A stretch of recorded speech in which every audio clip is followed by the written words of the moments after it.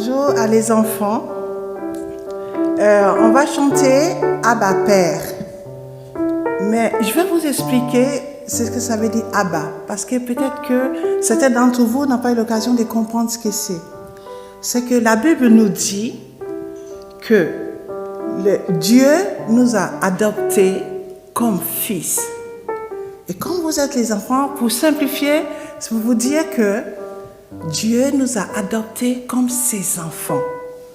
Et comme vous êtes les enfants du Seigneur, alors il a envoyé l'esprit de son Fils Jésus dans vos cœurs, dans nos cœurs. Et c'est l'esprit de Jésus en nous qui crie Abba Père.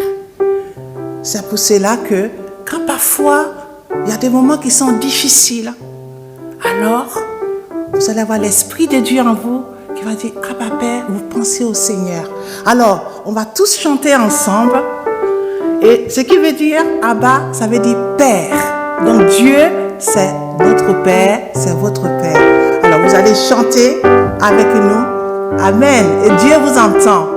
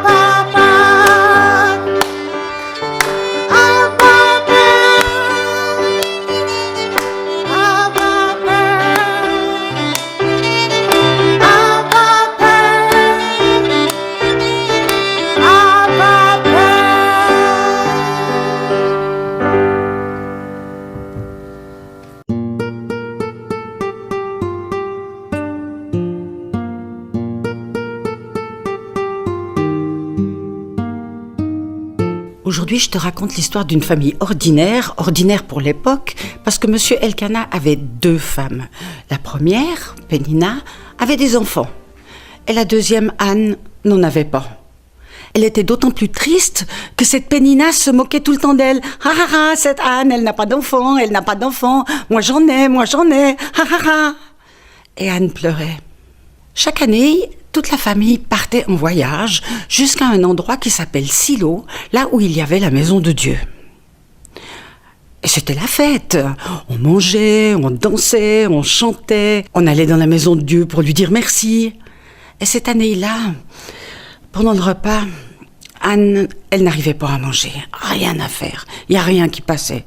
Et puis son mari lui disait « Mais Anne, s'il te plaît, prends un petit morceau. » Et Pénina rigolait. Elle est triste, Anne. Elle est triste, elle n'a pas d'enfant. Alors Anne s'est levée. Elle est allée dans la maison de Dieu. Elle s'est mise dans un petit coin. Elle a pleuré. Et puis elle a dit au Seigneur, écoute Seigneur, je t'en supplie, je te promets, si tu me donnes un petit garçon, eh bien, il sera pour toi, pour ton service, toute sa vie. Mais dans le coin, là, il y avait un monsieur qui était le prêtre de la maison de Dieu, qui s'appelle Monsieur Élie. Et il était en train de regarder cette femme, Anne. Elle dit, mais c'est pas possible, qu'est-ce qu'elle fabrique? Mais elle a trop bu. Mais c'est pas comme ça qu'on se comporte dans la maison de Dieu. Alors il est allé vers elle, lui dire « Mais il faut filer maintenant. Allez, sors. Tu as trop bu. » Et Anne lui dit « Mais non, j'ai pas trop bu. Je pleure devant Dieu pour lui dire tout mon malheur. » Alors elle lui a dit « Écoute, que le Seigneur exauce ta prière, que le Seigneur réponde à ta prière. » Et Anne est partie de la maison de Dieu.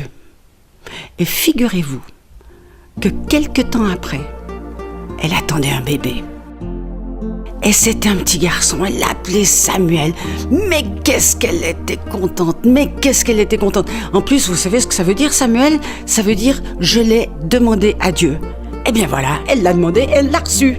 L'année d'après, quand ils sont partis à la fête, toute la famille, Anne est restée à la maison avec Samuel. Et elle est restée assez longtemps. Mais voilà que maintenant Samuel est grand et qu'il faut qu'elle tienne sa promesse. Alors, toute la famille est redescendue à Silo. Et Anne, elle a rencontré Monsieur Élie et lui a dit « Ben voilà pourquoi j'ai fait cette prière. Et je dis merci à Dieu parce qu'il m'a répondu. Et en plus de ça, il m'a donné ce petit garçon. Et ce petit garçon, je le donne au Seigneur et il sera à son service dans sa maison pour toujours. » Anne, son mari Elkana sont rentrés chez eux et Samuel est resté dans la maison du Seigneur. Alors qu'est-ce qu'il faisait ? Eh bien, j'imagine qu'il devait donner un petit coup de balai, il devait peut-être mettre la table, il devait ouvrir les portes le matin, fermer les fenêtres le soir. Et puis la journée, est-ce qu'il a appris à lire et à écrire parce qu'il y avait une école ? C'est possible.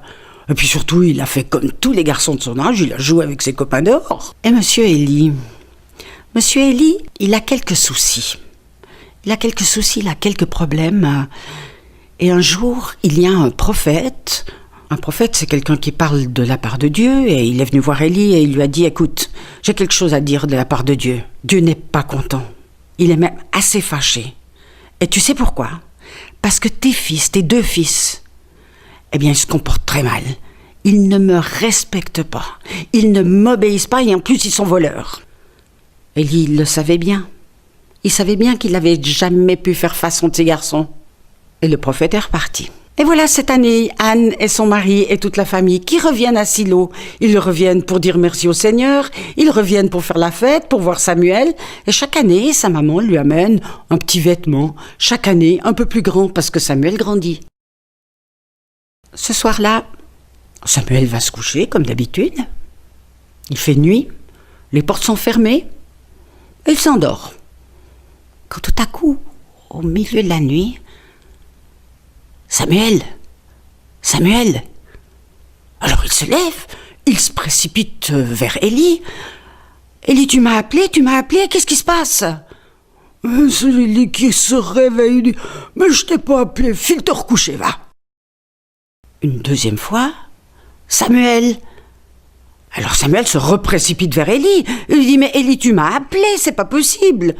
Mais Samuel, va te coucher, je t'ai pas appelé du tout et je rêve pas tout fort en plus. Et la 3e fois, quand Samuel entend la voix, il retourne vers Élie et lui dit « Écoute, Élie, qu'est-ce qui se passe ?» Alors Élie comprend. Il comprend que c'est Dieu qui parle. Il comprend que c'est Dieu qui appelle Samuel. Alors il lui dit « Écoute, si encore une fois tu entends la voix, tu lui diras « Parle, Seigneur, je t'écoute. » Alors Samuel, il est retourné dans sa chambre, dans son lit. Je suis pas sûre qu'il ait bien dormi. Et la voix « Samuel, parle Seigneur. Moi, Samuel, ton petit serviteur, je t'écoute. » Et c'était vraiment la voix de Dieu. Et Dieu avait vraiment quelque chose à dire. Et c'était quelque chose de difficile. Le lendemain matin, quand Samuel s'est levé, j'imagine qu'il a un petit peu traîné les pieds. Il est allé ouvrir les portes, il est allé allumer les lampes. Et Élie l'attendait. « Samuel, viens voir ici. Qu'est-ce que Dieu t'a dit ? Tu ne me caches rien. Tu me dis tout. » Alors, peut-être que Samuel s'est un petit peu tortillé. Vous savez, il y a des choses difficiles à dire. « Écoute, Élie, Dieu m'a dit qu'il n'était pas content du tout à cause de tes 2 fils qui sont des voleurs. » Que va faire ce pauvre Élie ? J'imagine qu'il s'est assis là, tout triste, la tête basse. Il était vieux, il était à moitié aveugle, il ne pouvait plus rien faire. Et qu'a fait Samuel? Est-ce que vous croyez qu'il est allé filer dehors jouer avec ses copains? Moi, je crois que non. Je crois qu'il a pris la main d'Élie et il a essayé de le consoler. Vous savez, c'est possible pour un enfant, même pour un petit garçon ou pour une petite fille, de consoler une grande personne. Moi, je te pose une question. Est-ce que ça t'est déjà arrivé?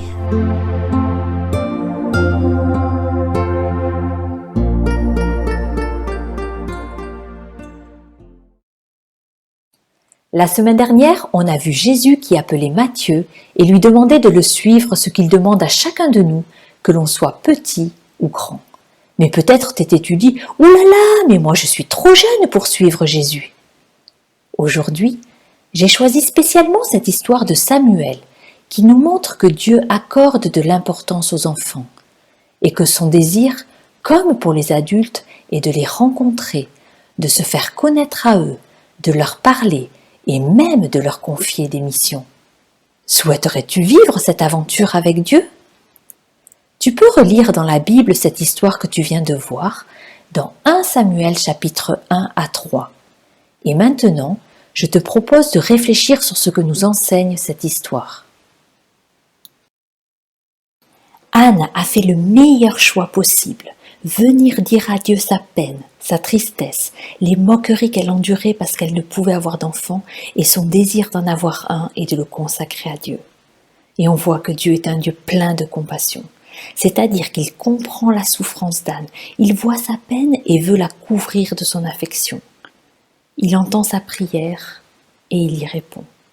Et toi aussi, tu peux venir faire la même chose qu'Anne quand tu as de la peine ou de la tristesse. Viens lui parler. Cela me fait penser à ce verset.